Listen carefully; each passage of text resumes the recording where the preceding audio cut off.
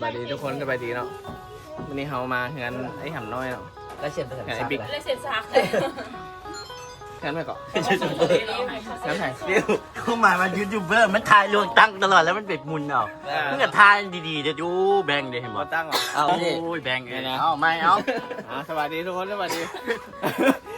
น้องจับกล้องเอง สวัสดีทุกคนสวัสดี ประมาณ เอา 4 ไหม 500 โอเค5 4 3โอ ส เค วัสดีทุกคนสวัสดี อ๋อเนี่ย วันนี้มาเงินไอ้หำน้อยนั่นวะ อันนี้ เห็นไอ้บิ๊กเนาะ เงินเก่าเราที่เราอยู่ มีน้ำตาลเลย มาเห็ดแล้วกินเนาะว่าตอนแรกวันที่มาต้มอึ่ง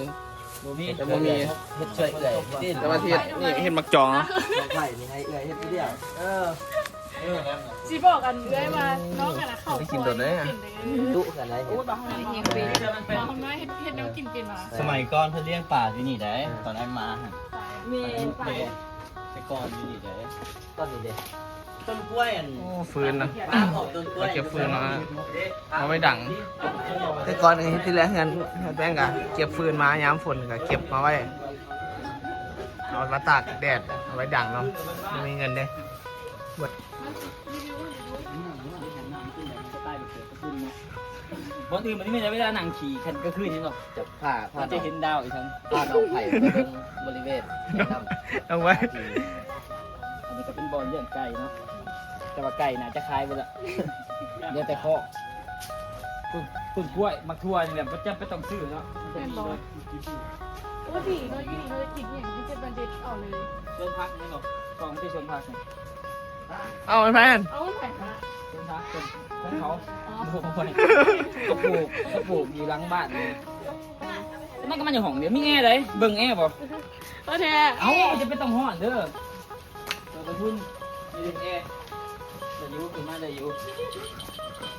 แล้วจะขึ้นไปแล้วจะร้องว้าว ทำไมหรอ นี่เด็ก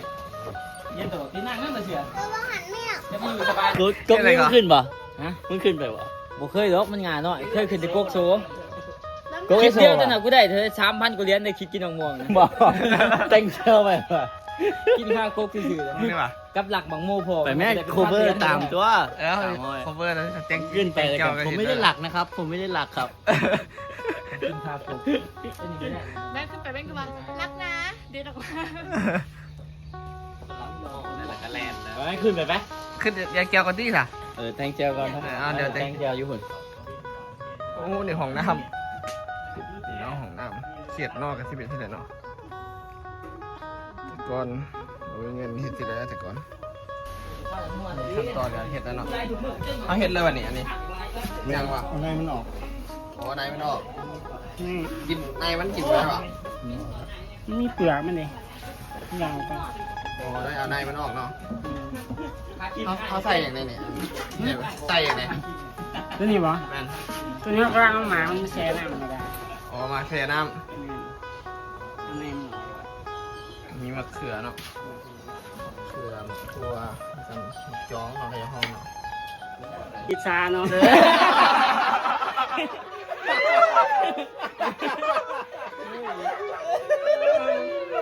เป็นยังไง หวานมาปักม่วงหรือน้อง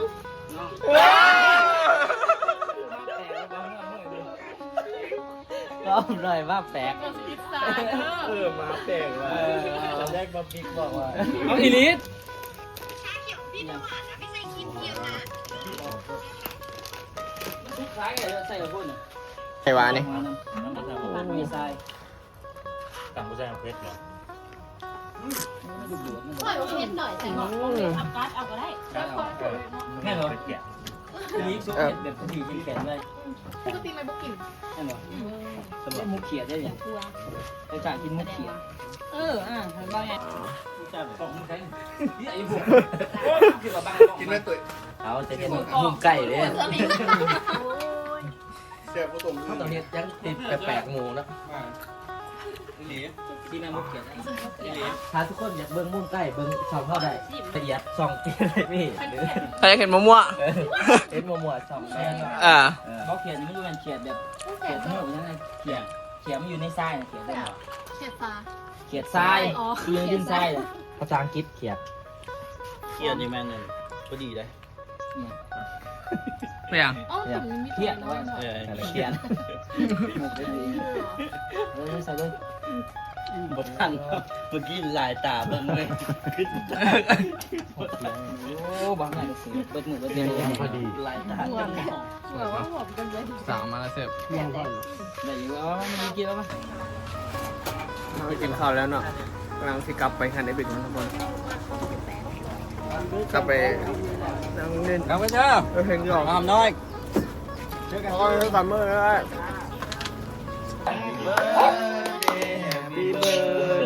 ต้องหายวะนี่ Happy birthday to you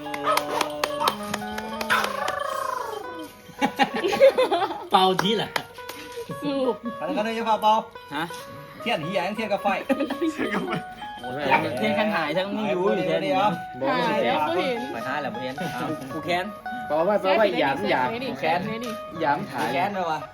เอาอีทั้งมันใส่ เงินดีวะนี่ภูมิใจต่อเจ้าของมันมี จะไปสกัดดูใบพอดีนี่ ฮะ สั่งออกมาอย่างนี้นะ ขอบใจหลายเด้อเก็บเงินเนาะ เคยเข้าเซเว่น หัวใจอีกไปหาบางคำหน่อยแบบเดียวมีหัวใจอีกเดี๋ยวจะดองกันเลยสู้เฮาดองกันแล้ว มันช่วยมาสู่เจ้าบ่าวมือ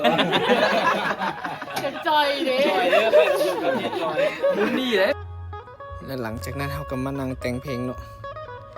นั่งทำนองนั่งดีดกีตาร์สิดูดกินน้ำพร้อมเนาะแต่งเพลงไปเนาะแต่งแล้วเราก็มาอัดบัตรนี่อัดกับอัดดีโมไปฟังกันเนาะบ่ทันได้อัดแท้หรอกก็อัดอยู่หันเลยเนาะจนกว่าสิได้เนาะได้แล้วก็มาฟังเบิ่งเนาะเอาเต้นมวนบ่เอามวนแล้วเอาแล้วนี่เขาก็อัดไปแล้วเนาะแต่งแล้วล่ะค่ะอัดไปหน่อยนึงละยังอีกหน่อยนึงแล้วเราก็ให้ไอ้กบมาแต่งต่อ ใครสื่อตบ เมาโอ้ยหาเบิ่งเนาะเป็นยังไงเพลง โอ้ยเบอร์มือใหม่ แค่นั้นต่ออะไรเนี่ยต่อจากคลิปตัวนั้นเนี่ย คลิปใด ถ่ายได้หน่อยเดียวเนี่ยก็เลยว่ามาต่อถ่ายต่อฉันไอ้บิ๊กซะ คลิปใดคลิปเพื่อนหน่อย เนี่ย ได้กัน บ่ฮอดมันบ่ฮอดนะเด็กก็เลยเอามาถ่ายต่อแล้วเพราะว่าเขายังมือใหม่เนี่ยเขายังกะบ่ได้ ให้ ก็เลยถ่ายไปรถ อภัยได้ โอเคไปเบิ่งกันนะทุกคน อันนี้มีเพลงใหม่อีก แล้วยังมีอีกเพลงอีกเสียงวันแน่นั้นเบิ่งน้ำกัน ลืมปิดคลิปแล้วทุกคนยังนอนแหงนะมองก็มองเอาไปว่าคลิปนี้จบลงเพียงเท่านี้เนาะอย่าลืมฝากกดไลค์ กดแชร์ กดติดตามเพื่อเป็นกำลังใจในการถ่ายคลิปใหม่ๆด้วยทุกคนสำหรับมื้อนี้ไปกันเลย